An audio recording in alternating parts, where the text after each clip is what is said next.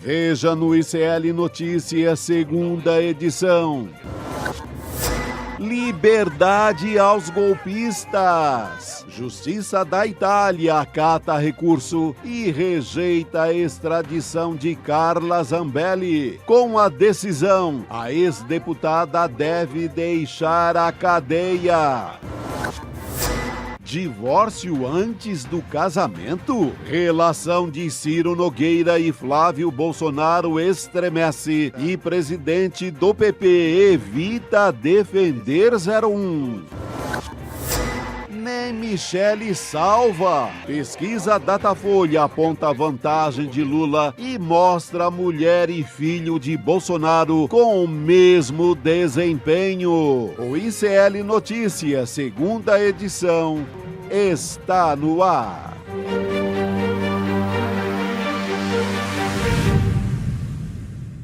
Olá, boa tarde. Seja muito bem-vindo, seja muito bem-vinda. O ICL Notícias, segunda edição, está começando.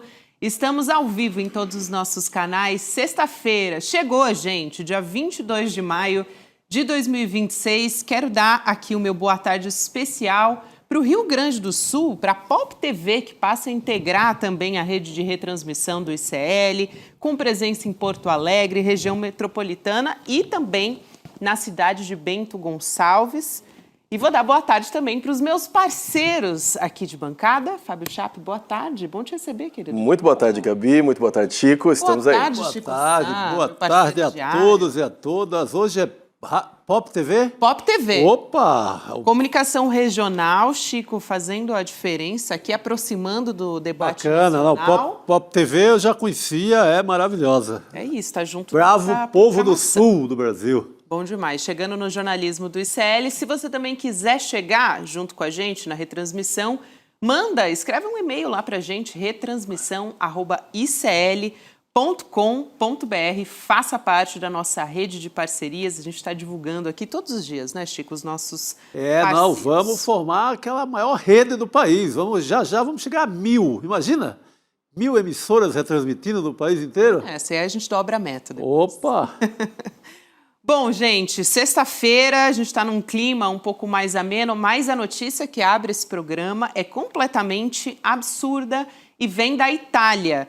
A justiça italiana rejeitou a extradição da Carla Zambelli com base num recurso em que ela alegava sofrer perseguição política no Brasil. O pior é que, segundo a apuração do nosso Jamil Chad, com essa decisão, a Zambelli também já pode deixar a prisão. Esse processo em questão era sobre a invasão do sistema do Conselho Nacional de Justiça e a Zambelli também ainda precisa está aguardando o processo a respeito do porte ilegal de arma de fogo, que também pede a extradição dela. A defesa da ex-deputada Carla Zambelli recorre a uma decisão que foi favorável à extradição nesse segundo processo, né? Como eu disse, do porte ilegal de arma de fogo. Essas imagens que você está vendo aí. Que ela persegue o jornalista Luan Araújo. Perfeito, Chico. Aqui nas ruas do Jardim, aqui em São Paulo. Com a arma em mãos. Ali pronta para entrar no faroeste, né? Que ela estava preparada para a guerra. Então ela ainda pode ser extraditada nesse outro processo lá na Itália, né? Para voltar aqui para o Brasil. Só que, gente, mesmo se a decisão for essa, lá na Corte Suprema, né? Se a justiça italiana, então, mantém esse aval à extradição, nessa outra decisão, o veredito final ainda será do governo da Itália. Então, tem realmente muita água para rolar. Mas, a princípio, Carla Zambelli está solta.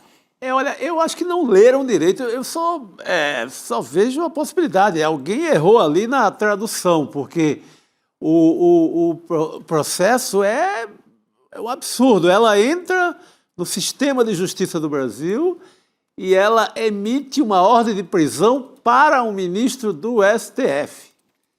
Se isso não é grave, imagina eu na Itália, eu entro lá no sistema de justiça italiano e mando soltar um mafioso. É equivalente a isso, ou mando prender, mas eu invadi o que controla prisão, mandato de prisão e mandato de soltura, e emitir uma ordem. Chico, me chama muita atenção o lado geopolítico da coisa. Para quem acha que a extrema-direita mundial não está conectada, tá aí mais uma prova. Boa. Com certeza tem influência da Meloni nessa decisão. O peso de ter uma Carla Zambelli lá na Itália só se justifica a partir de uma união da extrema-direita, porque as imagens são explícitas. O trabalho que ela deu aqui no Brasil, os crimes que ela cometeu aqui no Brasil, estão claros e tão explícitos. A extrema-direita mundial está unida e essa é mais uma prova. Pô, bela sacada. Muito bom. Eu acho que é fundamental você fazer essa conexão, Fábio, e também eu vou chamar aqui o pessoal que está nos assistindo e que está comentando aqui nesse momento no Papo Legal, porque a gente tem a enquete na nossa rede social do ICL que tem a ver com esse assunto que a gente está conversando aqui. O que significa a nova decisão sobre a extradição de Carla Zambelli? Essa enquete que está na nossa plataforma, neste momento você pode votar. Essa é uma vitória do bolsonarismo? É uma derrota da justiça brasileira ou uma premiação mundial a golpistas? Eu fico com a opção 3. É tudo junto. O que você disse. É tudo junto, mas a opção 3 é a que tem mais peso nesse momento. Total. No final do programa a gente traz o resultado da enquete. Está lá na nossa sala do N2, tem também uma sala aberta sobre a pesquisa Datafolha. Depois a gente vai analisar esse assunto também, você pode participar junto com a gente. Mas, voltando para cá, não é à toa que a imagem principal do nosso programa, para quem vai buscar o nosso programa no YouTube hoje, é que parece que acabou em pizza, porque a sensação que fica é realmente de impunidade, né, Chico? Mas eu acho que o Fábio mata a história. A leitura correta, eu acho que é essa. Acho que naquele momento a direitona no mundo inteiro estava vivendo algum período de desarmonia, eles não prestaram muita atenção no caso da Zambelli. Agora foram ver com mais calma, ela também fazendo menos alarido e tal, e estão resolvendo o E uma caso coisa dela. importantíssima da gente pensar é, uma vez que ela seja liberta, seja solta, quem vai bancar Carla Zambelli na Itália? Esse é um ponto super interessante. Ela vai trabalhar por lá, ela vai viver o resto da vida dela na Itália. O financiamento de Carla Zambelli nos próximos meses ou anos, se ela permanecer lá fora, é algo interessante da gente cair em cima. Agora, ela solta não é obrigatoriamente uma coisa boa para o Flávio Bolsomaster. Não é uma boa coisa, porque ela é aquele personagem que sempre sai com uma frase desastrada, ela sempre lembra um pouquinho como foi o verão passado com o Flávio Bolsonaro. Então, desse ponto de vista, não é tão vantajoso para o Flávio Bolsonaro. É aquele famoso QI abaixo de 0. Eu acho que ela no Chilindró, para o Flávio era melhor, no certo sentido de... Ela pode ser uma peça que causa confusão. Definitivamente. Aliás, nesses últimos meses, né? Aliás, na verdade, desde o começo, quando começou essa fuga da Zambelli, e aí ela ficou na Itália, foi presa. Desde o começo, os parlamentares, né, que estão alinhados com a Giorgia Meloni, eles fizeram uma pressão muito grande para que ela influenciasse também nessa decisão sobre a Zambelli. Então, claro, parecia, pelo andar da carruagem, pelos rumos que estava tomando nas instâncias superiores, o que se dizia, ouvindo diversos especialistas, juristas, é que a Zambelli seria extraditada. O Alexandre de Moraes até estava dando conta já desse processo de extradição, Chico, deixando tudo pronto. Então, foi uma expectativa que não se concretizou, no fim das contas, quase que um balde de água fria. Eu acho que o Xandão está decepcionado com essa história. Ele contava muito com essa extradição. Eu até era a favor dela ficar presa lá, não solta. Não solta, Mas guardadinha lá na Itália... Você sempre defendeu isso, desde o começo. Aqui eu tenho sempre um certo medo daquele juiz bolsonarista que acaba numa liminar, quarta-feira à noite, tá todo mundo vendo Corinthians e Flamengo, ele vai lá e, opa, solta a mulher, entendeu? Então... mais solta de tudo nessa altura. E a gente ficou prestando muita atenção nas articulações ali de Eduardo, de Flávio com os Estados Unidos, mas a gente deixou de prestar atenção nas articulações do PL, dos bolsonaristas, com a extrema-direita italiana, né? Porque essas articulações, essas conversas, esse bate-papo, eles são com o mundo inteiro. E como a Gabi pontuou, a pressão dos parlamentares italianos, a gente achava que não ia dar certo, acabou de dar certo. Acabou. Exatamente. Bom, aliás... quem, por outro lado, estava fazendo uma pressão e muito alinhado ao Itamaraty, às questões democráticas do Brasil, foi o deputado Ângelo Bonelli, que até deu entrevista aqui para o ICL. Acho que o Leandro Demori foi o primeiro a conversar com ele, fez uma uma entrevista e depois ele veio aqui no ICL também contar como é que tinha sido essa descoberta de que a Carla Zambelli estava escondida ali na Itália, né? Estava fugindo da justiça brasileira. Porque a primeira descoberta nos Estados Unidos, ela fez questão de postar uma foto e o cara acertou com as coordenadas, né? O cara que trabalha com jogos de geografia. Agora a gente tem que pensar que a vida dela não foi fácil esse tempo todo. São o quê? 10 meses de cana? 10? Ela fez algumas denúncias, né, por meio da defesa dela. Ela já apanhou muito lá no cárcere italiano, o bicho já pegou por lá. Cadeia é ruim em qualquer lugar. Cadeia não é recomendado para ninguém. Cadeia é bicho ruim, seja aqui na Itália, no Egito, onde for, cadeia é ruim. Será que a gente vai ver uma bela peça, uma bela obra de arte aí chamada Memórias do Cárcere by Zambelli? Vai sair ela vai tentar monetizar, ganhar. A extrema-direita ganha dinheiro com tudo. Com a desgraça, com a felicidade, com roubalheira. A extrema-direita é feita para monetizar. O verbo deles é esse. Perfeito, Chico. Eu quero ainda trazer uma outra notícia aqui, gente. Vamos voltar a falar de Carla Zambelli também a qualquer momento, até porque saiu só a sentença, as justificativas da sentença ainda não, né, Chico? Para entender, por exemplo, por que a Zambelli vai aguardar sobre esse outro processo, que diz respeito ao porte ilegal de arma, fora da prisão.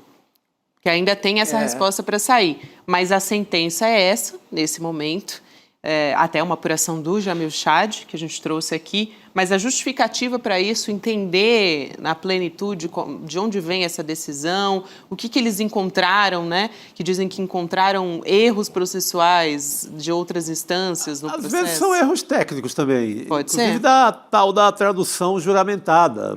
Comete um erro e eles levam muito a sério esse tipo de coisa e saltaram. Isso seria uma versão muito bondosa da minha parte, né? Que não haveria intervenção política alguma do governo italiano e que seria apenas um erro técnico. E as imagens desse segundo processo são muito claras, né? Ela correndo armada no meio da rua. Não tem como não inventar, é possível. Né? Esse não dá para inventar que... não, ela não correu armada. Foi uma miragem. Não dá. Até porque ela foi, Chico, culpada pelos próprios aliados dela nesse caso. Né? Teve muita gente que, para justificar ali a incompetência, de certa forma, do Bolsonaro, colocou a culpa nela. Bem lembrado, Gabi. O Bolsonaro atribui a perda de voto aqui em São Paulo por conta desse episódio. E aquele vídeo não é de inteligência artificial, é um vídeo de burrice natural. Total, completa. Exatamente. Gente, ainda seguimos aqui. Quero falar de uma outra notícia com vocês. A Operação Compliance Zero da Polícia Federal não abalou só a relação entre bolsonarismo e Centrão, uma apuração que a gente trouxe aqui essa semana do Kleber Lourenço, né? Mas ela também abriu uma fissura interna entre o senador Flávio Bolsonaro e o presidente nacional do PT, o senador Ciro Nogueira, que vinha trabalhando até para tentar ocupar um posto de vice na chapa presidencial da extrema-direita agora. Segundo fontes do PL, o Ciro ficou profundamente incomodado com a forma como o Flávio Bolsonaro reagiu à operação da Polícia Federal no âmbito dessas investigações do caso Vaza Flávio, para deixar aqui mais claro para todo mundo, né? Essa mudança de comportamento do Ciro Nogueira também começou a aparecer publicamente agora. Em entrevista à TV Clube, que é uma afiliada da Globo no Piauí, o Ciro Nogueira evitou fazer uma defesa política do Flávio Bolsonaro, comentando essas investigações. Vamos ver o que ele disse? Vamos colocar aqui na tela. Abre aspas. Eu não estou aqui para defender nem acusar o senador Flávio.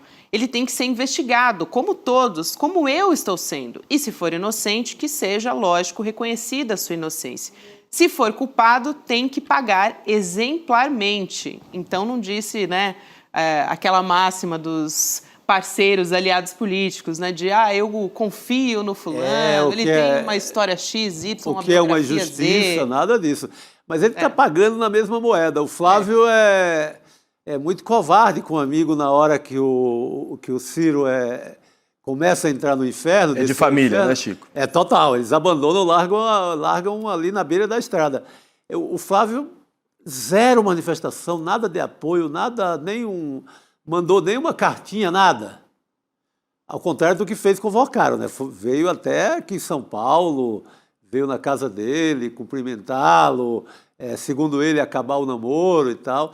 Com o Ciro Nogueira não teve nada disso, tratamento zero. Então, o Ciro Nogueira começa a dar o troco. E tem aquela a frase famosa, né, que é quando o barco está afundando, os ratos começam a pular fora. Porém, nesse caso, o Ciro Nogueira não é só o rato, ele também é o barco. Porque o Ciro foi toda a estrutura do governo Bolsonaro, como presidente do PP, ele permitiu o centrão ali dar a governabilidade que o Bolsonaro precisava. Então, nesse caso específico, a gente vai ver Ciro, a gente vai ver Rueda, a gente vai ver vários ratos pulando desse barco. Porém, alguns dos ratos também são o barco, porque eles permitiram o bolsonarismo ser o que foi. A importância do Ciro Nogueira no governo Bolsonaro é gigante. E vinha sendo, né? Era o braço direito. Nas costuras todas, no relacionamento com o povo aí do mercado financeiro da Faria Lima. Era um cara de muita importância, de muito status dentro do ecossistema bolsonarista. Ministro da Casa Civil. Homem de confiança.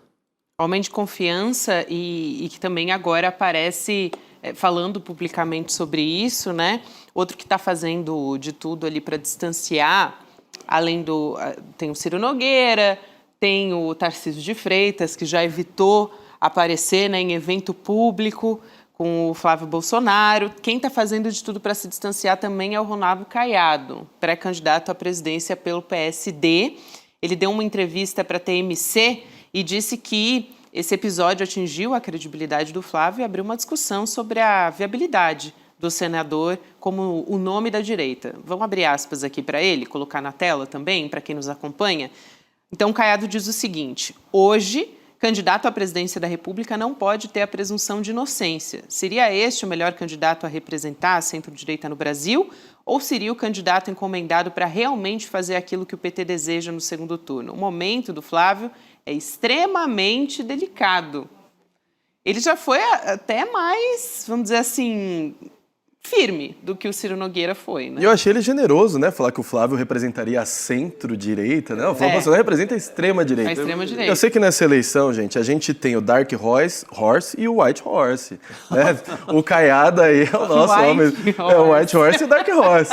Então os dois na eleição. Para quem é muito jovem, é que na campanha de 1989, o Ronaldo Caiado se dizia o homem do cavalo branco. Então, o clipe dele todo era em cima desse faroeste goiano aí. E os governadores, o Zema e o Caiado, eles estão numa disputa agora para ver quem vai arrancar a tatuagem do bolsonarismo primeiro.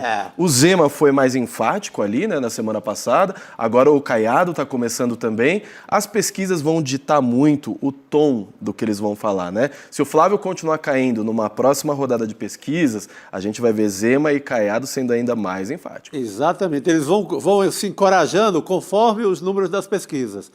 O Zema deu uma patada boa, depois dá uma recuada, uma fraquejada, como diria o Bolsonaro, e recua. Ali o Flávio dá uma encarada, ele recua.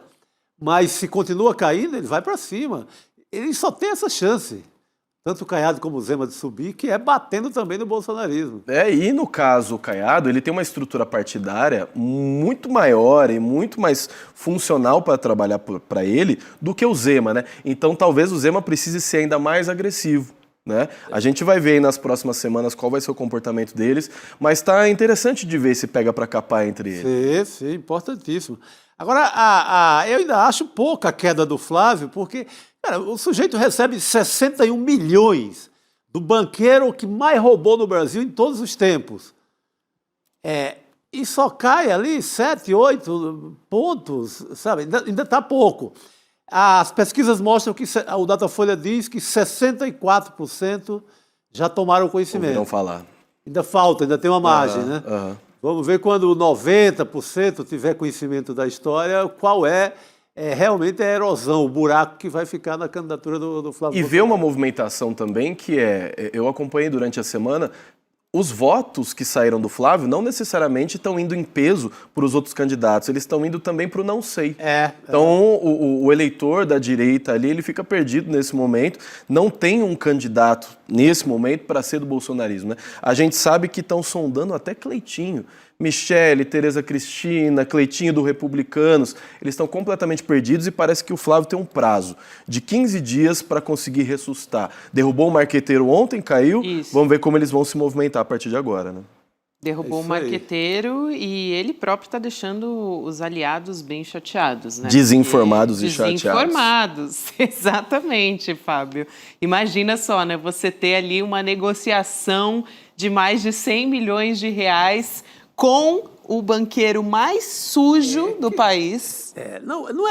Isso é o que poderia haver de maior escândalo possível. Gente, é Daniel Vorcaro que a gente está falando. É o cara que fraudou as previdências estaduais e municipais.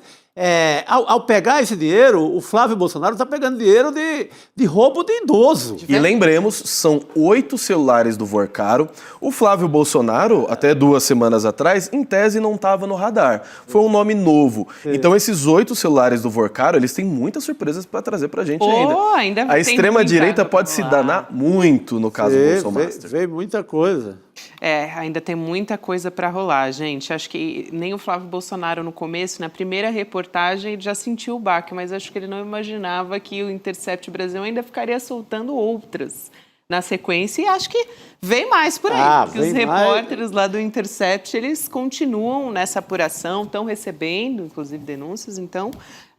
o que a turma do Intercept tem dito é assim, estamos trabalhando. Estamos trabalhando, exato. O material é vasto, porque é uma quantidade descomunal, e estão ali, trabalho de formiguinha. E o melhor foi a cara do Sérgio Moro quando ele ouviu da boca do Flávio Bolsonaro que tinha uma reportagem do Intercept, né?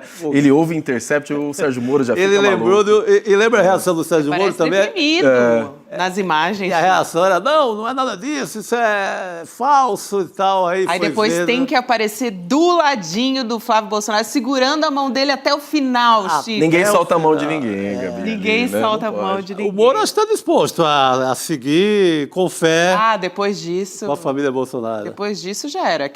O símbolo de combate à corrupção da imagem dele já se esfacelou. Naquela imagem ali, para mim, acabou. Aquela cara, né, congelada ali de... Meu Deus. É bom lembrar, né? Essa imagem é emblemática desse caso todo.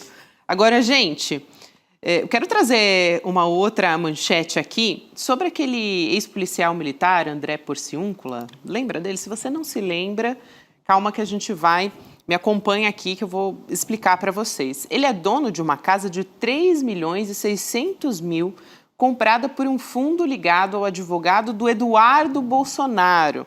Só que ele declarou apenas 164 mil em bens nas eleições municipais de 2024. Quando ele concorreu ao cargo de vereador de Salvador pelo PL, o Partido Liberal, apuração que é do jornal Globo. Como já tinha sido revelado pela coluna da Mônica Bergamo, da Folha, o Mercury Legacy Trust comprou em fevereiro a residência em Arlington, no Texas, que é o estado onde vive o ex-deputado federal. Esse fundo ele é ligado ao advogado Paulo Calixto, que atua ali para o Eduardo Bolsonaro, né, mas também é administrador de outro fundo, o Ravengate, né, que a gente tem falado aqui.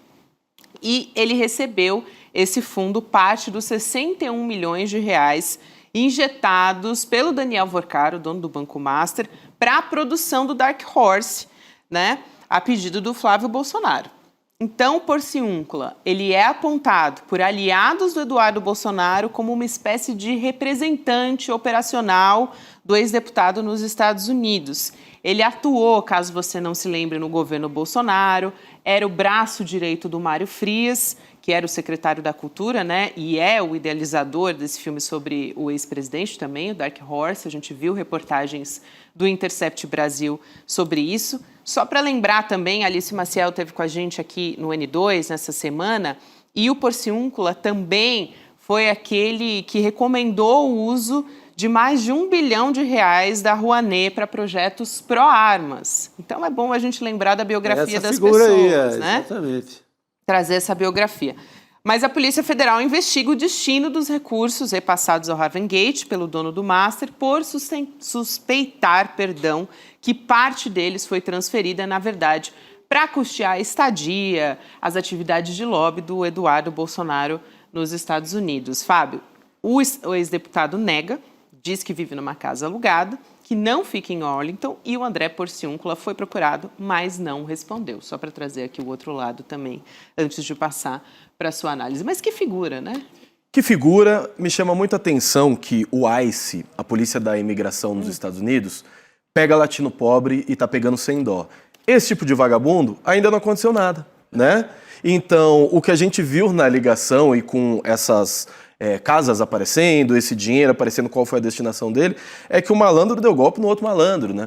Que o Flávio foi lá, cobrou dinheiro do Vorcaro e o dinheiro não foi todo pro filme. Aquela peruca lá é barata, gente. Aquele ator usando aquela peruca de Bolsonaro é barata. Aquilo ali na 25 de março eu compro 200. Arruma baratinho. Então ali, o mais interessante de ver é que eles deram um golpe no Vorcaro, o dinheiro obviamente não foi todo para o filme, o dinheiro está custeando o Eduardo Bolsonaro para continuar cometendo crimes contra a democracia brasileira de lá dos Estados Unidos. Eu gostaria muito que o ICE fizesse o trabalho dele e mandasse esse cara aqui de volta para o Brasil. Sim, estava na hora, mas não, esse tipo de figura eles não fazem, né? Mas a ciranda desse dinheiro, né, desse filme, é uma loucura, né? Uma lavanderia sem fim. Porque a produtora do filme é aqui em São Paulo. Eles abrem um fundo lá no Texas para esse dinheiro ir para lá, passa na mão desse povo, depois volta uma parte para o filme.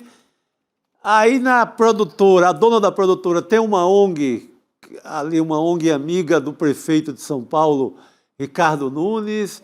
Aí esse rolo já junta com licitações para implantar o Wi-Fi nas comunidades de São Paulo. Parte desse Wi-Fi não foi implantado. A ONG recebe mais 108 milhões. O dinheiro é junto com o dinheiro do filme. Cara, isso é uma patifaria dos infernos. E Chico, nos últimos anos, todo o dinheiro que a gente viu sendo destinado à família Bolsonaro, eles pilantreiam, esse verbo, né? Pilantreiam com tudo. E as pessoas ainda doam dinheiro, fazem pix, emprestam dinheiro para fazer filme. Gente, bolsonarismo é sinônimo de malandragem. Qualquer dinheiro entregue na mão de bolsonarista, o destino é esse. Eles vão comprar casa, vão comprar lojas para lavar dinheiro, e esse é o resultado de fazer pix e doar dinheiro para qualquer um da família Bolsonaro. Ah, sim, vai para isso. Muito Sem bem, dúvida. gente. Eu só aqui também para explicar, né, o que o Porciúncula declarou para chegar àquela faixa, né, de dinheiro que eu trouxe aqui, 164 mil em bens. Ele declarou um carro de 86 mil, participação societária no valor de 55 mil na empresa Alpen Segurança Patrimonial e 15 mil na Alpen Security Serviços de Portaria, enfim, além de uma motocicleta ali de 8 mil reais. Tá bem diferente, né, do que o valor dessa casa aí, que qualquer casa que tenha esse valor hoje em dia. Ele compraria né, essa Chico? casa, né, com esse patrimônio Pois de candidato a vereador, ele sai de um Perguntas fazer. simples candidato a vereador em Salvador e aparece no Texas com um casarão desse, sabe? Fica muito explícito, basta pegar as fotos, né? Como é que você muda de vida assim nesse curto período? Ele não teve nenhum cargo que fosse bem remunerado no governo federal, era lá auxiliar do Mário Frias. Que ascensão maluca é essa?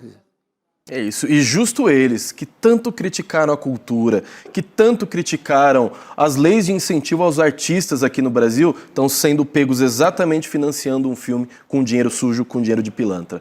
Isso daí é a lei do destino, isso é karma. Total. É isso, Fábio.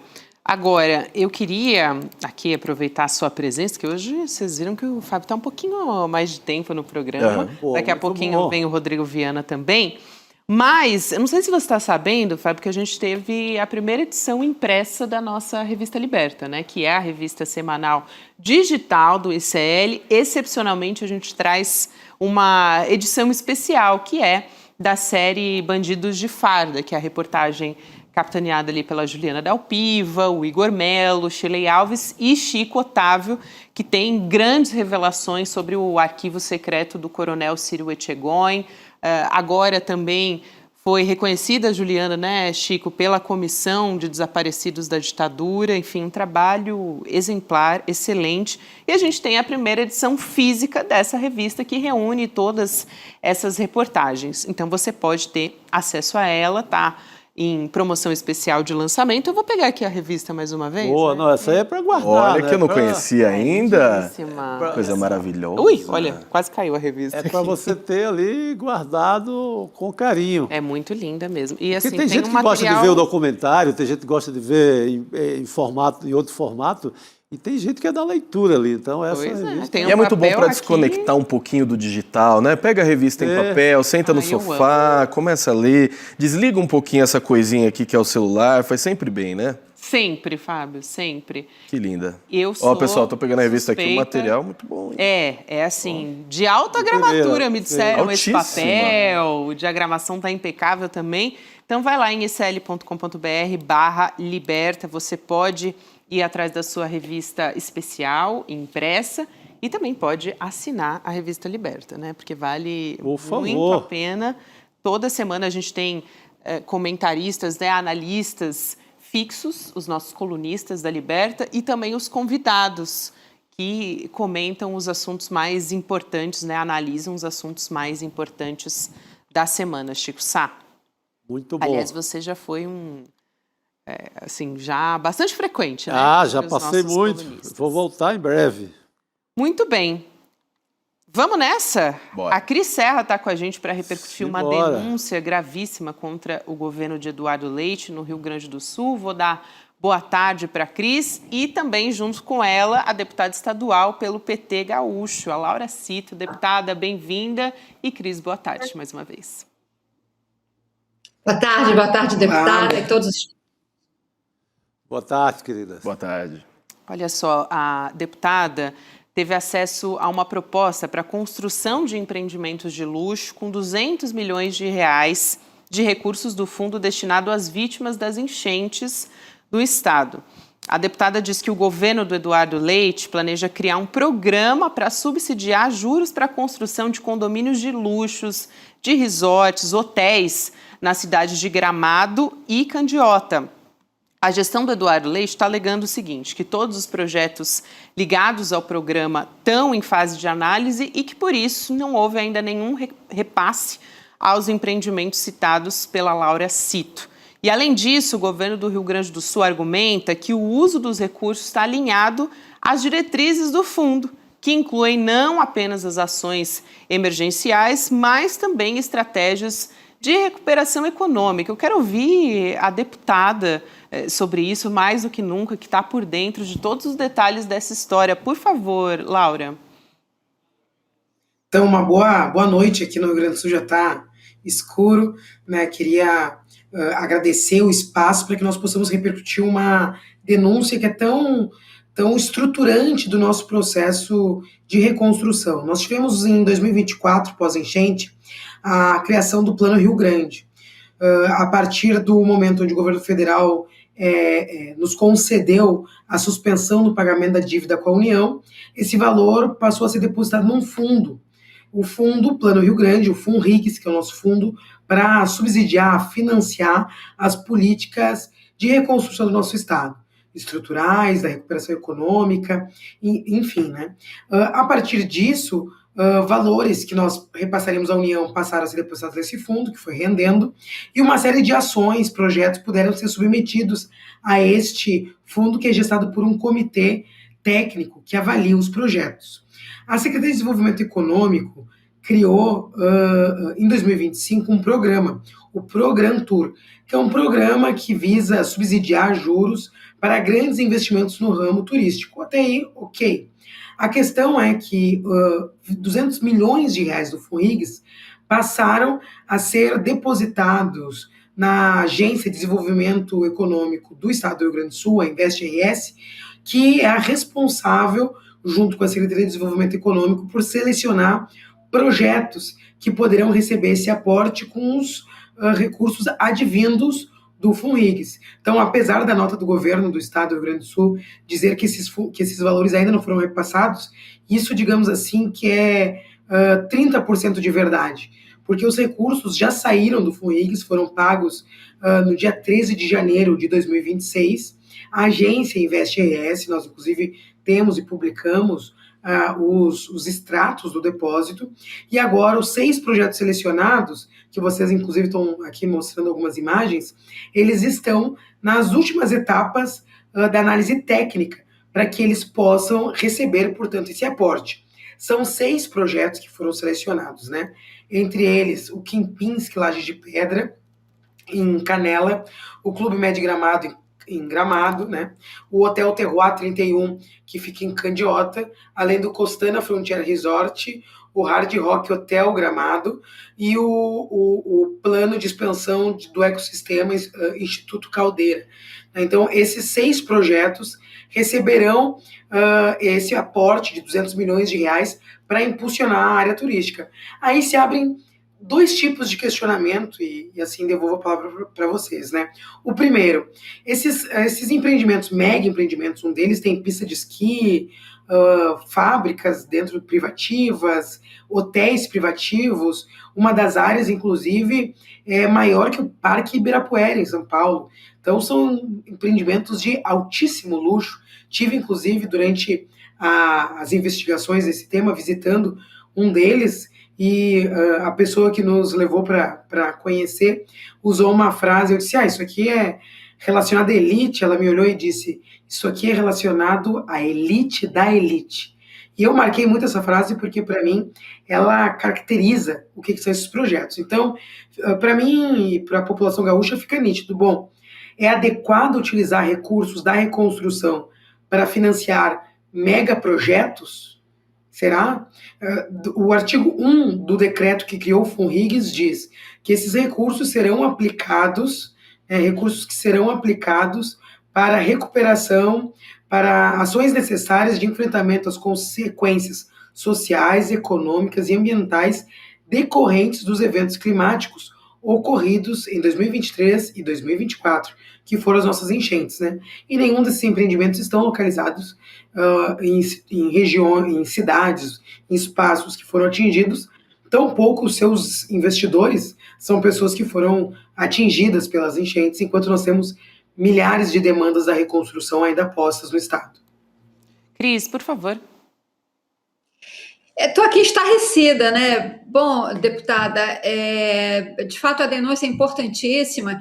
Eu queria concordar exatamente, esse é o ponto, isso que a deputada acabou de falar.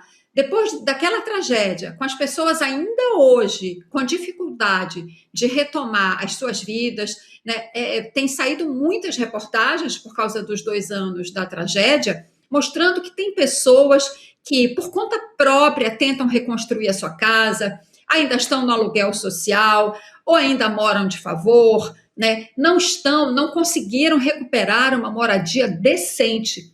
Então, o que esse caso mostra é uma total inversão de valores, né? É claro, ninguém é contra o incentivo ao turismo, mas não esse tipo de turismo para a elite da elite, como disse a deputada. Você pode ajudar o empreendedor do turismo, mas o pequeno, médio, um restaurante, uma pousada, um pequeno hotel, né, que tem muito em Gramado e que precisa, que faz a roda da economia girar. Agora, de fato, assim, a questão central para mim enquanto tiver algum morador, um único morador, uma única família que não tenha conseguido recuperar a sua moradia decente depois das enchentes, não pode ter dinheiro para esse tipo de empreendimento.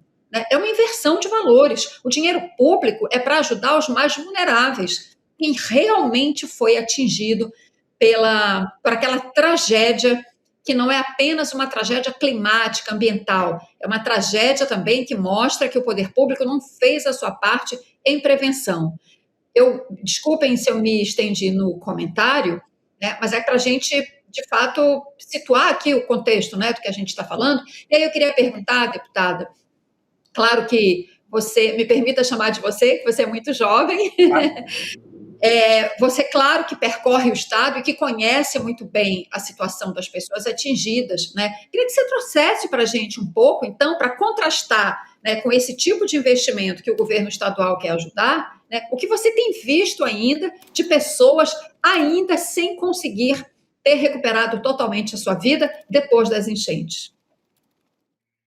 Cris, primeiro, muito pertinente tua colocação, né? Eu, inclusive, posso falar porque sou uma pessoa atingida pela enchente. Eu moro no bairro da periferia de Porto Alegre, bairro Sarandi, é o maior bairro da cidade, o bairro mais atingido, porque é na entrada da cidade.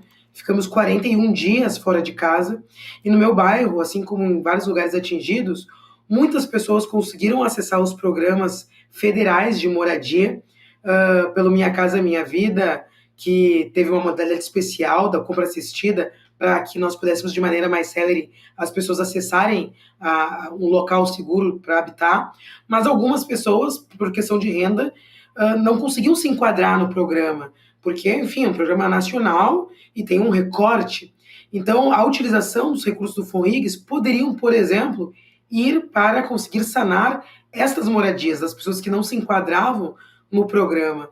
Então, nós temos diversas pessoas no meu bairro e em várias cidades do estado que ainda não têm onde morar depois de 2 anos da enchente. Nós ainda temos um conjunto de obras de proteção que não foram nem iniciadas, algumas delas, que são de responsabilidade do estado, porque os recursos federais já foram depositados tanto no FONRIGS quanto no FERICE, que é um outro fundo para essas obras de maior infraestrutura. Todos nós assustados, porque se avizinha um El Niño muito forte, que todo mundo tem noticiado, especialistas, né? E nós ainda estamos desprotegidos. Mas há uma lógica na gestão estadual que se repete neste caso do Programa Tour, em relação ao turismo. Nós estamos em meio a um debate muito forte sobre os pedágios no estado do Rio Grande do Sul, e uma das ações do governo do estado foi de utilizar recursos do FONRIGS para recuperar malhas viárias, ou seja, estradas, que virão a ser pedagiadas. Bom, nós também enviamos um questionamento para o Ministério Público sobre isso. Seria correto utilizar recursos do FONRIGS para recuperar estradas que depois vão ser exploradas por uma empresa privada? Então, veja bem, é perverso analisar isso e constatar, mas parece que no meio da tragédia, para alguns, é sempre oportunidade para alguns outros setores. Mas como que nós, enquanto agentes públicos, podemos fiscalizar e, enfim, cobrar das instituições também que respondam a isso? Por isso que nós oficiamos o Ministério Público Estadual, o Ministério Público Federal, o Tribunal de Contas e também oficiamos o Ministério da Fazenda, já que o recurso do FONRIGS é federal, seria um recurso para pagar a dívida da União, e a Secretaria Nacional do Tesouro também tem essa responsabilidade de fiscalizar a aplicação desses recursos, para que eles opinem se realmente está adequado do ponto de vista jurídico. Eu, apesar de jornalista, não jurista, mas eu acredito que há, sim, aí um desvio, né, da finalidade. Deputada, quero muito agradecer a sua presença aqui no ICL. Obrigada por também divulgar, né, por, enfim, difundir essas informações, porque essa situação é realmente gravíssima no Estado. Obrigada, até uma próxima oportunidade. Muito obrigada, quero agradecer aqui o espaço. Não é fácil furar o bloqueio da grande imprensa para que nós possamos, de fato, colocar denúncias que são de interesse público, neste caso do Rio Grande do Sul, porque esperamos a reconstrução, mas do Brasil, já que o recurso que não está sendo aplicado adequadamente é um recurso da União, portanto, de todos os brasileiros e brasileiras. É isso. Muito obrigado. Fundamental. A gente que agradece, deputada estadual Laura Cito. Obrigado, deputada. Boa noite. Com a gente aqui no ICL. E Cris, Chape e Chico Sá. Vamos falar de Datafolha? Pesquisa Datafolha divulgada hoje. A primeira do Instituto, que foi feita integralmente depois do Vaza Flávio, hein, gente? Então, além do cenário com o Flávio, tem também o nome da ex-primeira-dama Michele Bolsonaro. Já estou dando spoiler aqui, como alternativa ao senador. Você pode comentar essa pesquisa lá na nossa sala do dia do Papo Legal também. Então, se você está nos acompanhando aqui, tem uma sala agora que foi aberta hoje, chamada Pesquisa Datafolha, e eu estou acompanhando os comentários por lá também.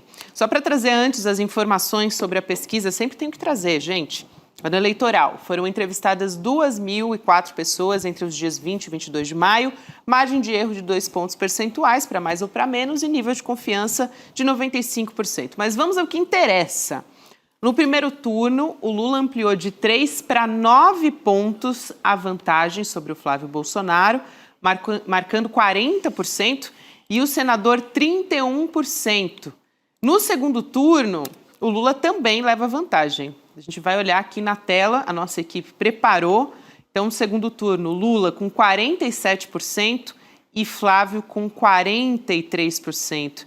Então, aqui só para trazer os últimos números, né? No dia 16 de maio, Lula tinha 45% e o Flávio Bolsonaro 45%. Então, é uma mudança bastante considerável essa também, né? Ô, Cris, depois eu trago aqui também como seria o cenário com a Michelle Bolsonaro.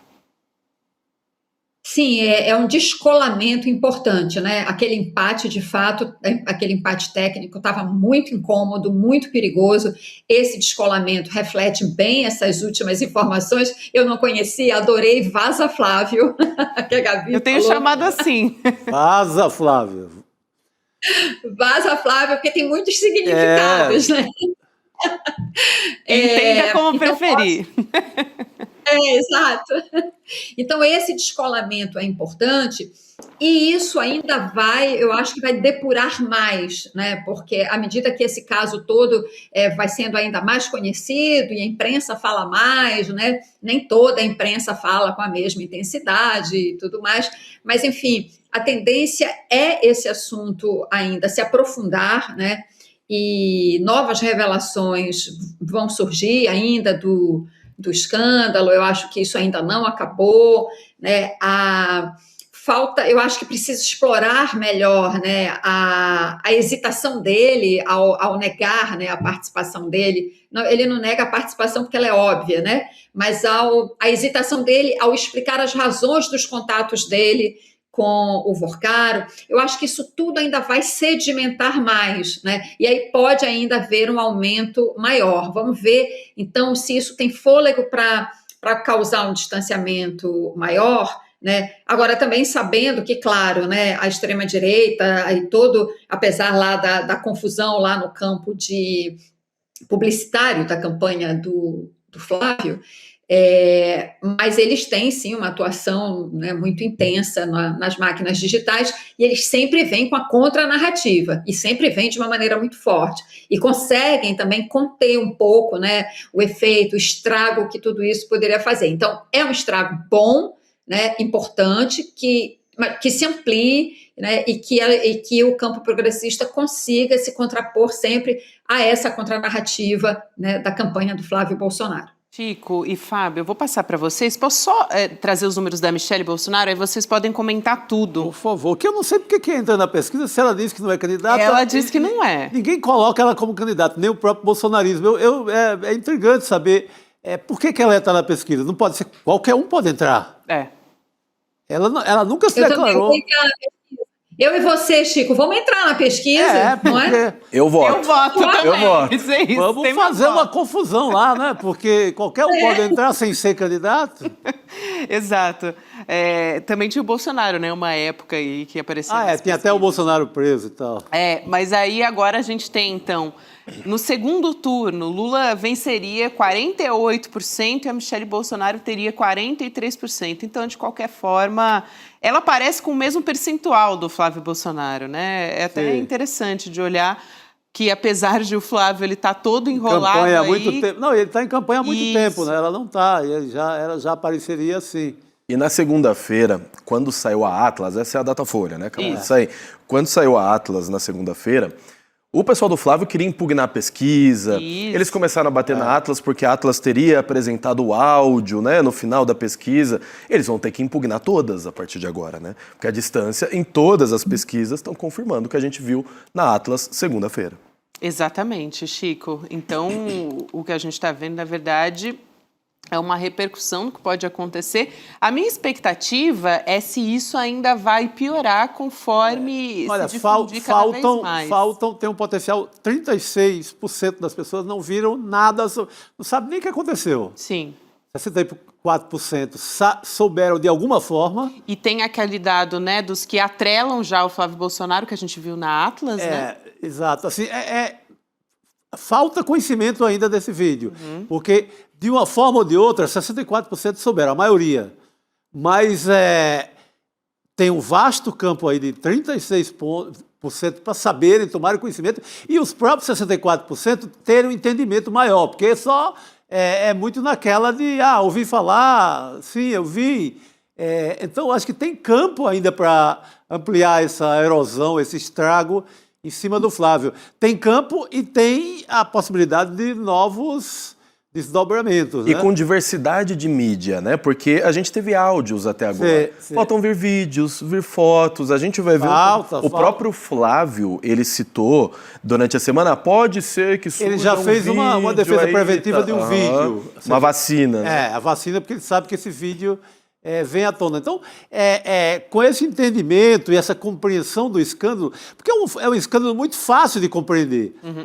É um banqueiro criminoso, enrolado, que fraudou, inclusive, previdência de idosos, funcionários públicos do Rio de Janeiro, do Amapá e de outros estados, e que entrega de mão beijada 61 milhões. E que quebra o argumento... Para o Flávio. Quebra o argumento do Flávio de que é dinheiro privado para um filme privado. Não é dinheiro privado. O dinheiro do Master é dinheiro público. Claro. Pelo menos 18 fundos de previdência estaduais.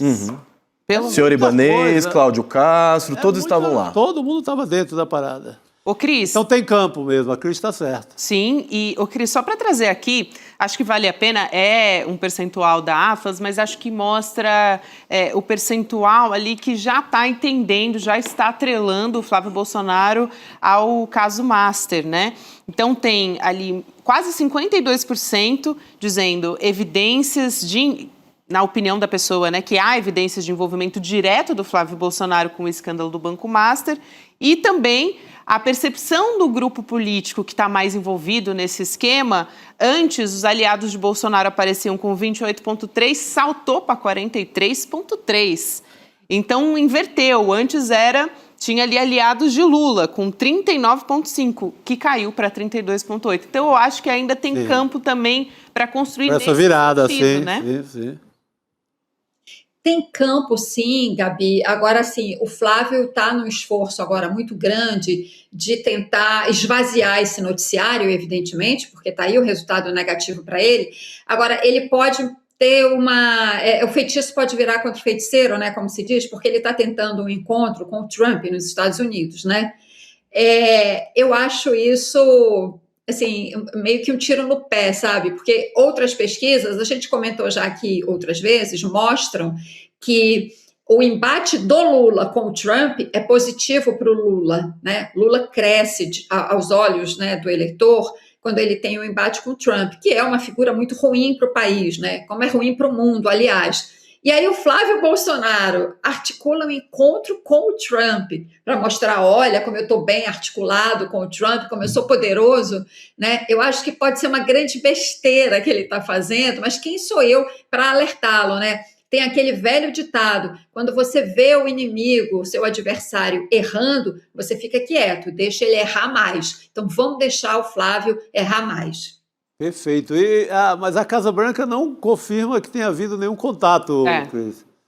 O pior é isso. Mas ele usa.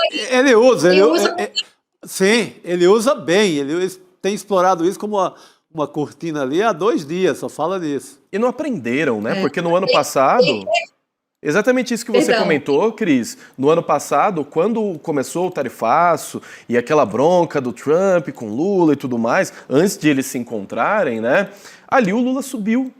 E a família Bolsonaro não observou isso, vai buscar novamente esse conflito.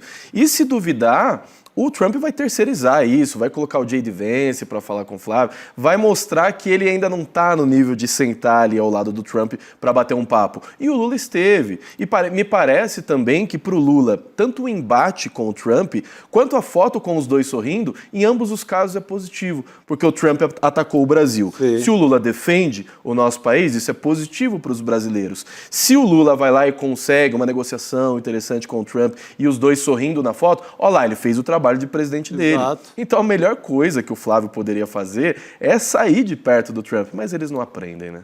Olha, eu quero trazer aqui, Cris, uma notícia que acabou de sair. O advogado da Carla Zambelli, ex-deputada, está dizendo que ela deve ser solta nesse sábado. Então, expectativa amanhã é o Alessandro Samarco, o advogado, né, que faz parte da defesa da Carla Zambelli, dizendo que a Suprema Corte, como determinou também a libertação da Zambelli, ela está presa ali num presídio nos arredores de Roma.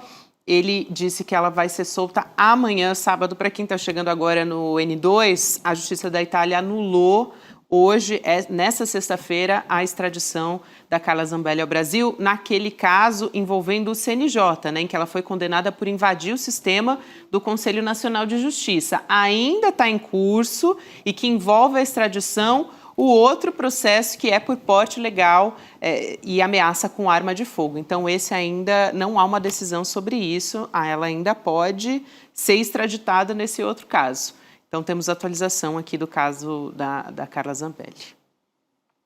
Diga lá, Cris.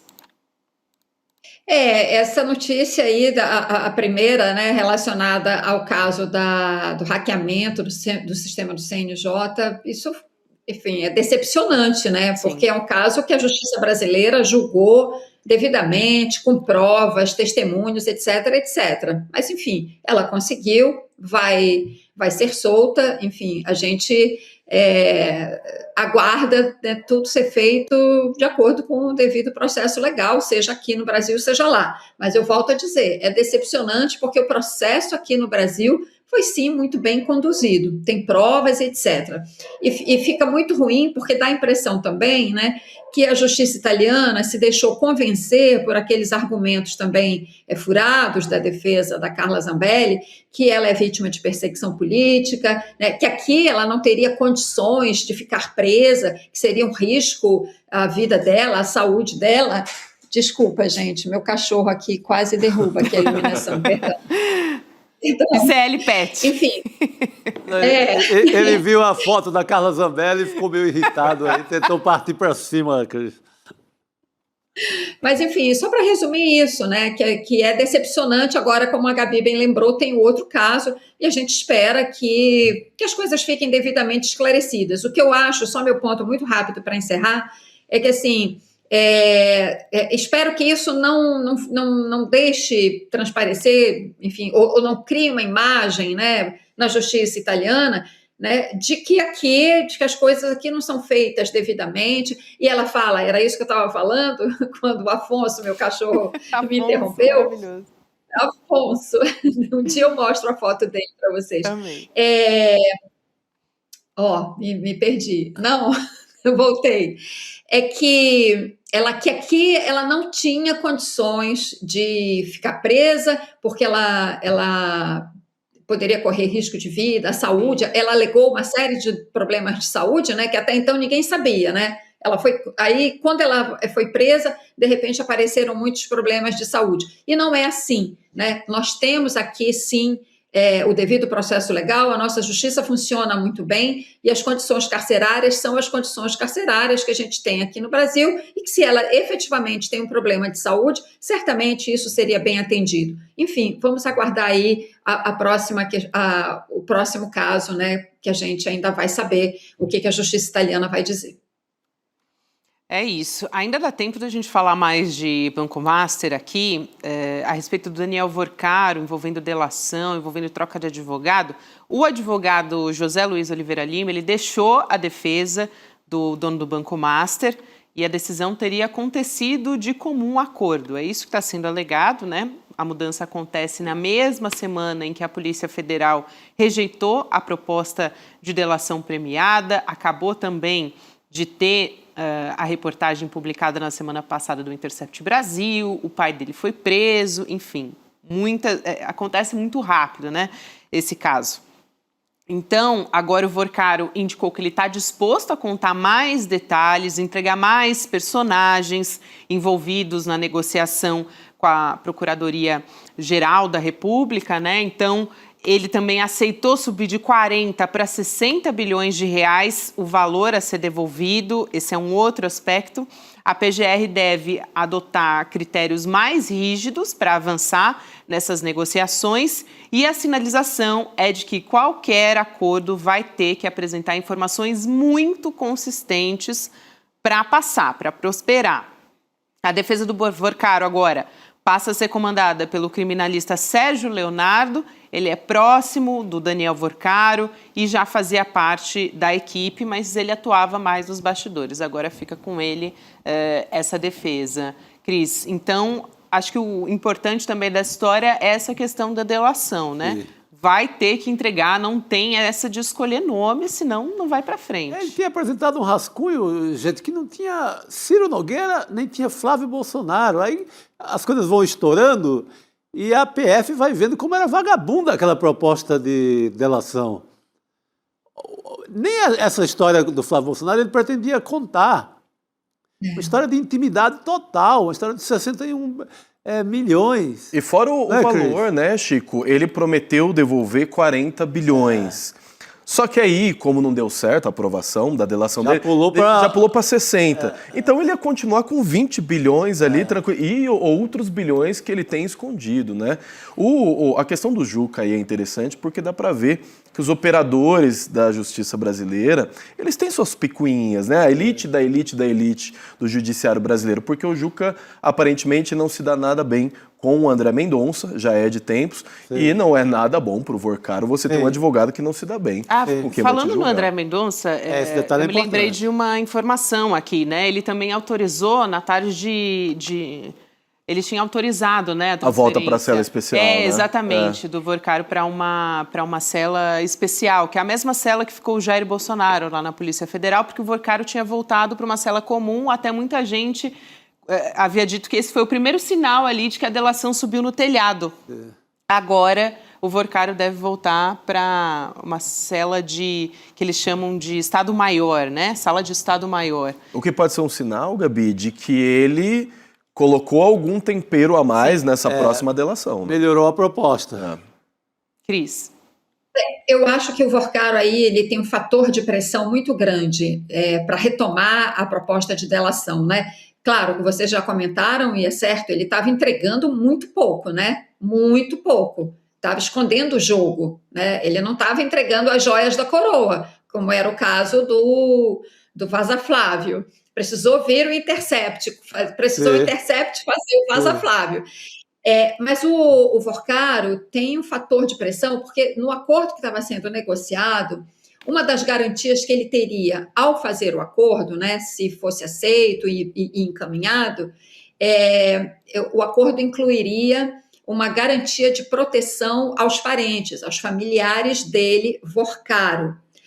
O pai dele está preso e, pelo menos pelas notícias que saíram agora mais recentemente, ele teria tido ontem um surto. Ele está numa prisão, uma prisão comum em Contagem, um presídio que é inclusive conhecido em Minas, né, pela superpopulação carcerária, né? Ou seja, ele não está em nenhuma condição especial e ele teria tido um surto, está abalado, depressão, etc. Isso é um fator de pressão para o Daniel Vorcaro, né? Porque ele, quando ele perde a perspectiva da delação premiada, cai essa garantia de proteção aos familiares e ainda tem a situação do pai. Então, pode ser que diante disso, né, dessa pressão de caráter familiar, então ele decida, como o Fábio falou, né, esse sinal aí de que ele apresentou algo a mais. Então, pode ser que, em função disso, sim, ele retome em condições melhores, ou seja, apresentando algo mais que tem que ser muito além do que a Polícia Federal já tem e que foi capaz de obter pela quebra do sigilo do telefone celular, né? E, Cris, então, talvez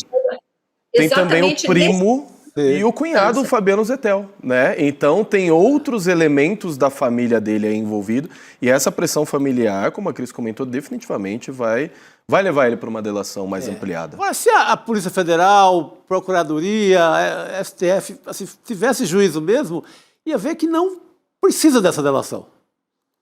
Tem 8 celulares, a gente já sabe de mais coisas, vazarão outras. Na hora H não é muito necessário. E essa é a maior preocupação dele. Duvido que ele vá acrescentar alguma coisa que não esteja lá nos celulares. É porque virou meio uma indústria essa coisa da delação depois da Vaza Jato, da Lava Jato. Então tem essa história que beneficia muita gente e recebe muito pouco. Eu acho que o Vorcaro tem que cobrar pesado a devolução da grana.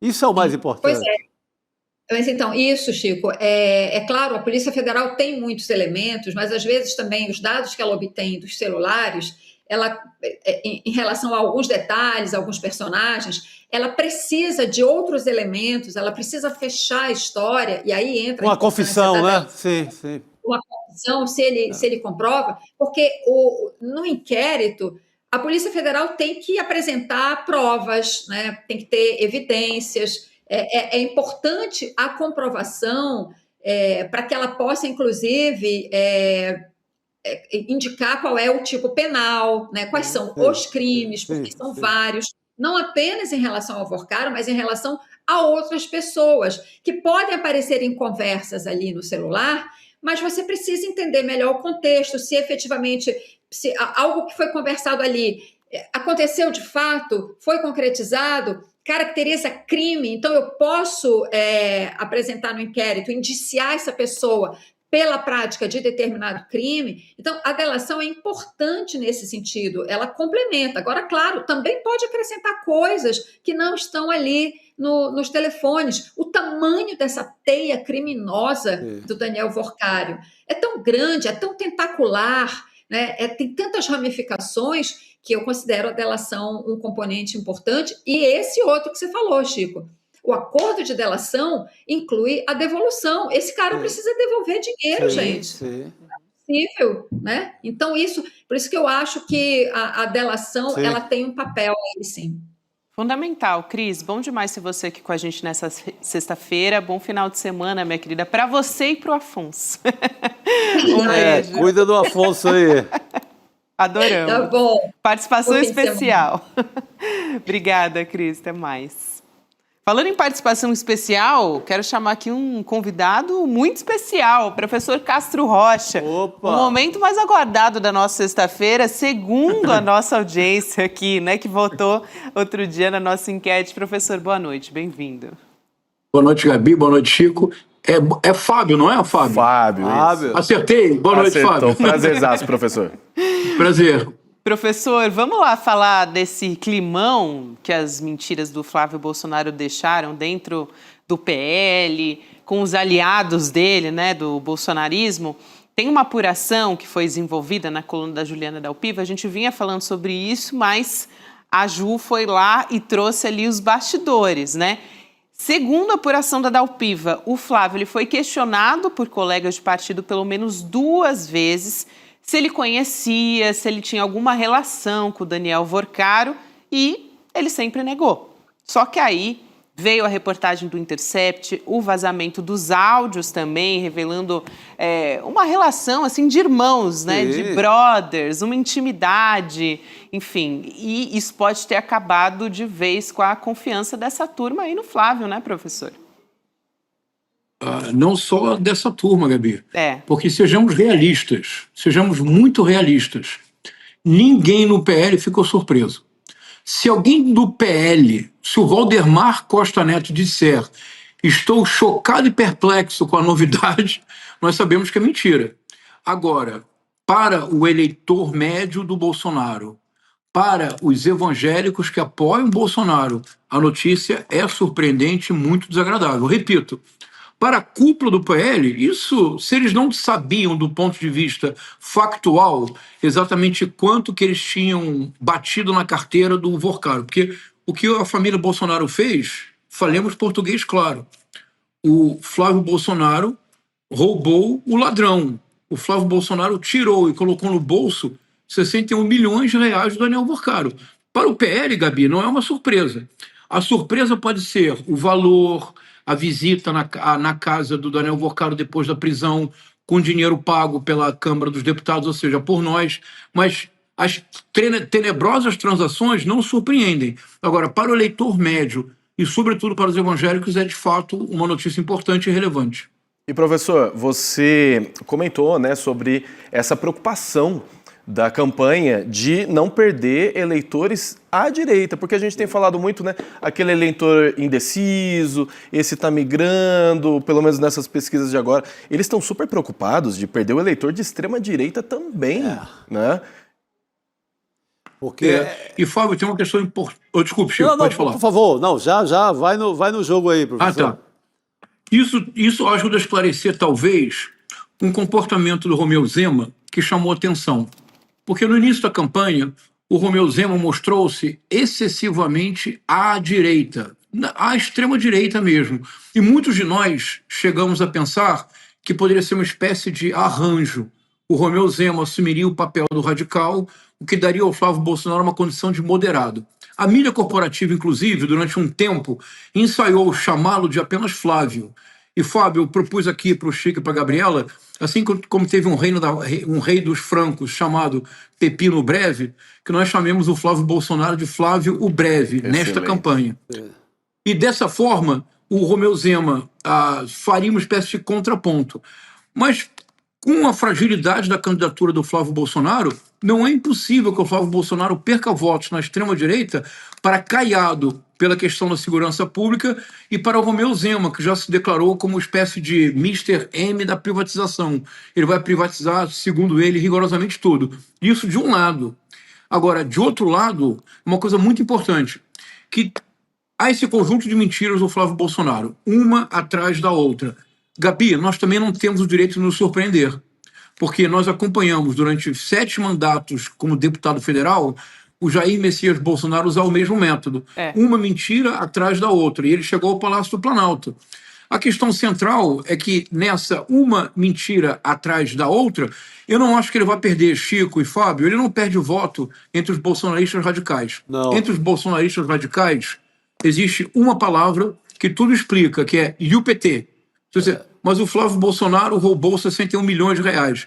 Resposta, Gabi, de um bolsonarista radical. E o PT? E começam a aparecer números estratosféricos.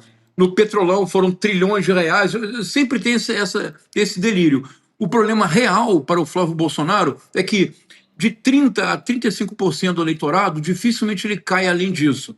Porque são aqueles bolsonaristas radicais que votarão no mínimo 30% em qualquer circunstância. Mas se o Flávio não obtiver 1% sequer do eleitorado moderado, do eleitorado que é indeciso, que ainda não decidiu o seu voto, ele não tem chance nenhuma.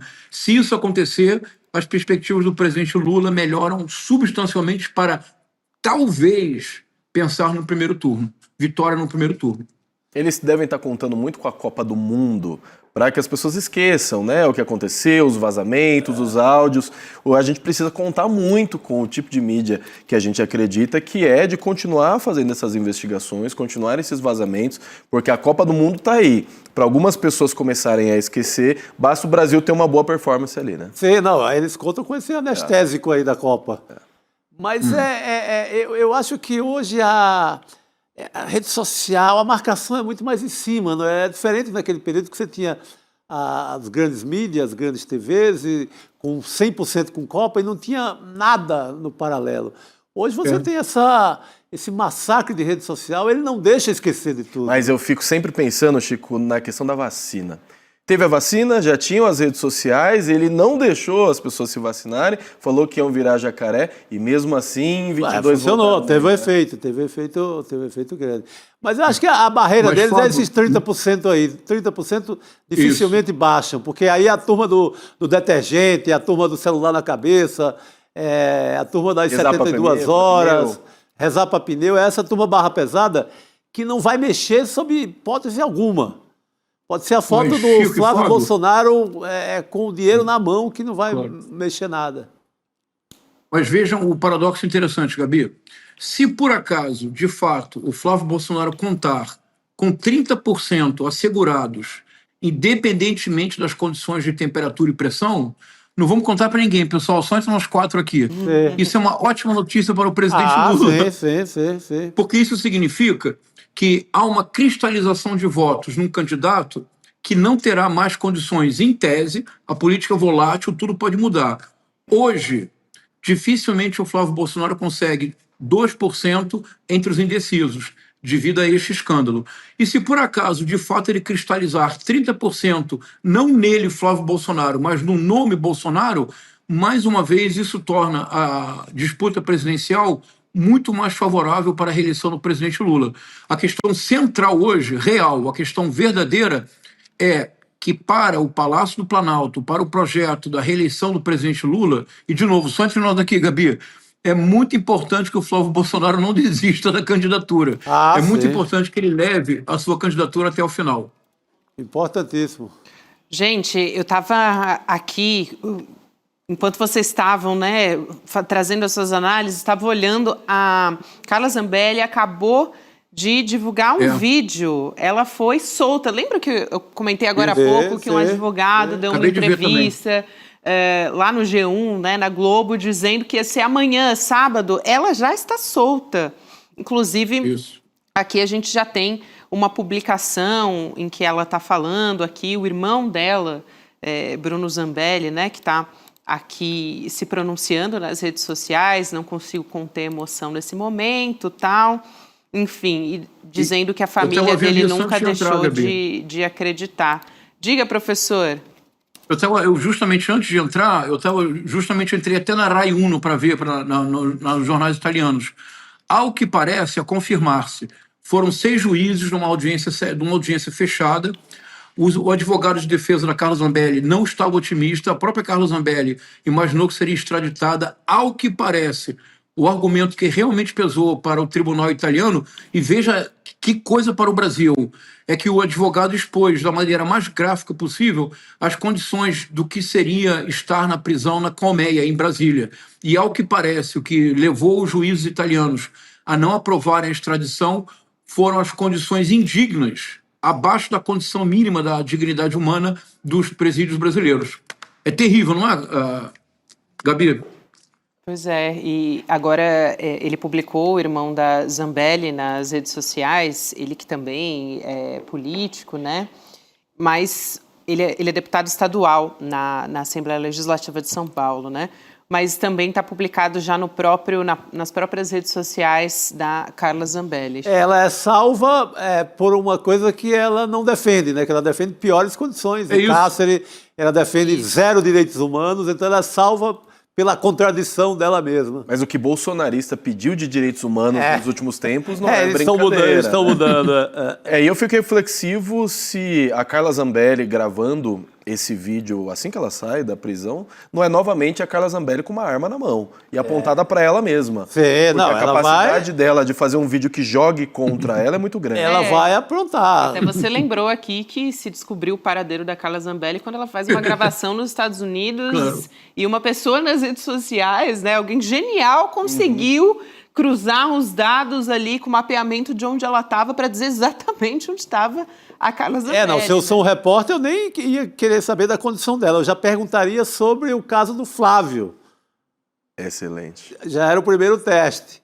Porque ela costuma complicar a vida dos bolsonaristas sem querer ou querendo. E eu ouso dizer que quem está feliz nesse momento é a Zambelli e a família dela. Porque os bolsonaristas também não estão exatamente felizes. Já largaram ela. Já largado há muito tempo, Fábio, e os estrategistas da campanha do Lula estão muito felizes, esperando os próximos capítulos da Carla Zambelli. É isso. Exatamente. O professor, a gente vai continuar acompanhando essa história, né, da Carla Zambelli, até porque ainda tem água para rolar, ainda tem o outro caso no porte ilegal de arma de fogo, que ela vai ser avaliada nesse caso em relação à extradição. Então ainda pode acontecer. Mas eu queria voltar a falar um pouco do drama da família Vorcaro. Agora há pouco a gente comentou aqui, né, Fábio, que o André Mendonça autorizou a volta do Daniel Vorcaro para a cela especial na Superintendência da Polícia Federal, depois que o Vorcaro também reclamou das condições da cela comum, só tinha um vaso sanitário simples, a água era fria para tomar banho, então ele reclamou disso. Tem a troca da defesa do Daniel Vorcaro e, ao mesmo tempo, professor, a Cris Serra lembrou agora há pouco que o pai do Daniel Vorcaro, o Henrique Vorcaro, que foi preso, está vivendo um drama também. Ele sofreu um surto ontem no complexo penitenciário Nelson Hungria, em Contagem, lá em Minas Gerais. Ele está preso desde o dia 14 de maio, foi alvo da Operação Compliance Zero, né? E relata um quadro de depressão, tem apresentado dificuldades de lidar com a rotina no cárcere, viu, professor? É isso, eu acho que tem uma questão, até eu escutando o programa como eu sempre escuto, eu acho que o Chico, a Cristina, vocês já tocaram num ponto que é fundamental, eu vou só repisar rapidamente. Há uma diferença fundamental do Estatuto da Delação hoje e do que houve na Operação Lava Jato. Há duas diferenças fundamentais. Na Operação Lava Jato, não era uma delação premiada, era uma delação direcionada. Se a delação não atingisse de maneira indireta o Partido dos Trabalhadores e de maneira direta o presidente Lula, então ex-presidente Lula, simplesmente a delação não era escutada. Isso se nem precisamos mencionar o caso do então deputado estadual do Paraná, o Tony Garcia, que foi obrigado pelo Sérgio Moro a trabalhar como uma espécie de espião infiltrado para gravar, para grampear autoridades no Paraná. Então, isso de um lado. Hoje, a delação premiada ela tem que ser de fato uma delação, mas há um elemento agravante, Gabi. Quando houve a delação premiada, cujo estatuto foi regulamentado pela presidente Dilma Rousseff, como resposta às manifestações de junho de 2013, quando houve as delações premiadas, que tinham todos esses direcionamentos, não havia, como hoje em dia, a difusão tão grande dos celulares no nosso cotidiano. Hoje, qualquer um de nós, Gabi, o Fábio, você, o Chico, eu, a nossa audiência, se uma Palantir da vida, essa empresa de segurança do Peter Thiel, se eles quiserem, Gabi, eles vão saber exatamente tudo que nós fizemos nos últimos 90 dias. Eles vão saber com quem falamos, que mensagem enviamos, que site procuramos. Não há mais possibilidade de você imaginar como, na época da Lava Jato, que uma delação seria rigorosamente fundamental. Porque hoje, a verdadeira delação premiada do Daniel Vorcaro não é ele. São os 8 celulares dele que foram apreendidos. Quando a proposta de delação dele foi recusada, é porque a Polícia Federal fez uma comparação simples entre o que ele propôs entregar e o que os celulares já haviam revelado. E ficou muito claro que ele estava protegendo a própria fortuna e protegendo amigos. Protegendo a própria fortuna. Ele ofereceu devolver, e Gabi, eu confesso que eu fiquei chocado. Agora que eu já sou um senhor de idade, barba branca, eu fiquei chocado. Porque vamos fazer aqui sejamos pessoas boas, pessoas ingênuas. Vamos acreditar no Sérgio Moro. A Operação Lava Jato conseguiu recolher 6 bilhões de reais de pessoas que devolveram dinheiro, não foi isso? Toda a Operação Lava Jato conseguiu recolher aproximadamente 6 bilhões de reais. Gabi, o Daniel Vorcaro ofereceu 40 bilhões. Sozinho. Eu não consigo nem imaginar o que é isso em termos de dinheiro, honestamente. Eu sou um modesto professor. Quando a Polícia Federal recusou, ele colocou umas 20 milhões na mesa. De onde... Chico, você entende? De onde o cara tirou tanto dinheiro? Ele tirou o dinheiro com a elite brasileira, roubando e saqueando o Estado. É por isso que a elite brasileira é liberal. Eles são o que eu chamo de liberais do bolso alheio. Eles são liberais com o nosso bolso. Para nós não tem salário, não tem aumento, não tem programa social, não tem universidade. Para eles, são 60 bilhões de reais roubados. O prejuízo é sempre socializado, né, professor? É isso. Professor, a gente tem que ir para o momento literário, vamos? Senão não vai dar tempo. Vamos correr, então. Hoje o professor, atenção, hein, gente? O professor vai relacionar o caso Vorcaro com o triste fim de Policarpo Quaresma. Então vou ler o trecho aqui muito rapidamente, já te passo a palavra e corremos. Atravessavam o portão da velha quinta de Pedro I. O luar continuava lindo, plástico e opalescente. Um grande edifício inacabado que havia na rua parecia terminado, com vidraças e portas feitas com a luz da lua. Era um palácio de sonho. Floriano já ouvia Quaresma muito aborrecido. O bonde chegou. Ele se despediu do major, dizendo com aquela sua placidez de voz: "Você, Quaresma, é um visionário." Vai lá, professor. Obrigado, Gabi. Vamos lá. No triste é o contexto dessa cena. O major Policarpo Quaresma finalmente consegue encontrar-se com o Marechal de Ferro, com Floriano Peixoto. Aliás, o florianismo, Gabi, é, na verdade, o verdadeiro antecessor do bolsonarismo. Há muitos pontos de contato entre o autoritarismo do Marechal Floriano da Fonseca, o Marechal de Ferro, e o autoritarismo do Jair Messias Bolsonaro, e o mesmo tipo de militância fanatizada do jacobinismo republicano e do bolsonarismo contemporâneo. Nessa cena, o major Policarpo Quaresma, depois de preparar um memorial com ideias para o desenvolvimento do país, finalmente encontra-se com o Marechal de Ferro. É um símbolo, é uma metáfora. E essa passagem que você leu eu considero uma das mais bonitas da literatura brasileira. Esse palácio de sonho, esse prédio inacabado, cuja arquitetura final é determinada pela luz da lua, num prédio sempre inconcluso. Marechal Floriano representa o poder, a elite econômica, Daniel Vorcaro, Ciro Nogueira, Flávio Bolsonaro, os centenas de bilhões que roubaram do povo. O Policarpo Quaresma somos nós, Gabi. Eu, Chico, você, o Fábio. É a cidadania, é o cidadão, é a cidadã que, quando se encontra finalmente de maneira rápida, fugaz, com o poder sempre nos dirá: vocês são visionários, porque a visão que nós temos é que um dia este prédio, esta arquitetura será concluída. Mas isso só acontecerá quando, de fato, nós tivermos uma nação fraterna e solidária. Para que isso aconteça, Gabi, é indispensável que figuras como Daniel Vorcaro, Ciro Nogueira, Flávio Bolsonaro, Davi Alcolumbre, porque o segundo estado que mais deu dinheiro para o Banco Master, o primeiro foi o Rio de Janeiro, com 1 bilhão e algumas centenas de milhões de reais. O segundo estado que mais financiou o Banco Master, sabe qual foi, Gabi? Foi o estado do Amapá.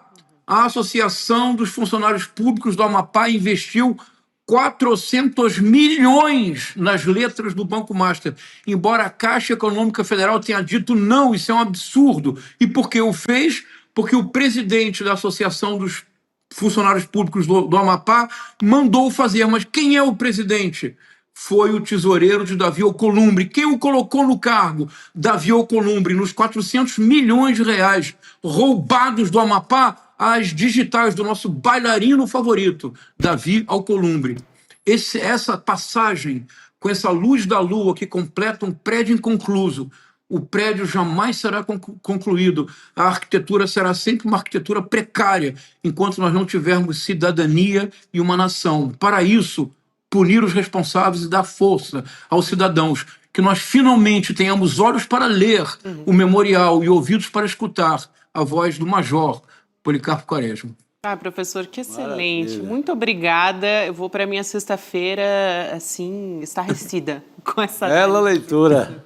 Muito obrigada, professor, meu querido. Muito obrigado, pessoal. Um privilégio. Um grande Bom fim beijo. de semana. Boa Bom noite, final de professor. semana. Muito obrigado. Vamos trazer o resultado da nossa enquete também, que tem a ver, claro, com o caso Master, hoje que temos. Vamos lá, gente, colocar aqui na tela para todos acompanharem o resultado.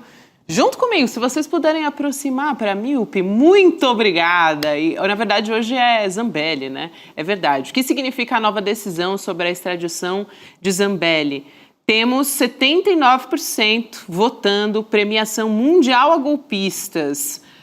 Fábio, você está alinhadíssimo com a posição da nossa audiência. Perfeição. Né? Matou A tese charada lá no do começo. Fábio é corretíssima. É isso. Obrigada por ficar com a gente até o final deste programa. Um prazer te receber aqui. Pode Prazer voltar. foi todo meu. Obrigado mais uma vez, Chico, Gabi. Estou por aí. Sempre me chamem, sempre virei. Jurupeba, rapidíssimo? Juro Beber para todo mundo, é baratinho, não mexe com esses milhões do Vorcaro. Opa. Vamos nessa. Vamos nessa. Boa noite para todo mundo, para Ercílio Alves, Patrícia Trindade, Eusébio, Regina Macedo, Daniel Marques e a todos que nos acompanharam nessa sexta-feira. Pessoal, bom final de semana, até semana que vem. Curiosidade do dia. Você sabia que mais da metade das pessoas da comunidade do ICL tem mais de 50 anos de idade? Pois é. E um dos pedidos que eu mais recebo é que eu deveria preparar uma aula para essas pessoas que têm mais de 50 anos de idade de educação financeira. De verdade, já são centenas de vezes que as pessoas me pediram isso. E eu finalmente resolvi parar o que eu estava fazendo aqui e preparar uma aula incrível, como construir patrimônio depois dos 50. Ela vai acontecer dia 31 de maio às 8 horas da noite. Vocês vão achar muito bacana, que eu vou trazer várias coisas práticas, que aliás não precisa ter mais de 50 para aproveitar, todo mundo vai poder aproveitar. E no dia 31 vocês vão aprender muita coisa para colocar em prática. Um abraço e até lá!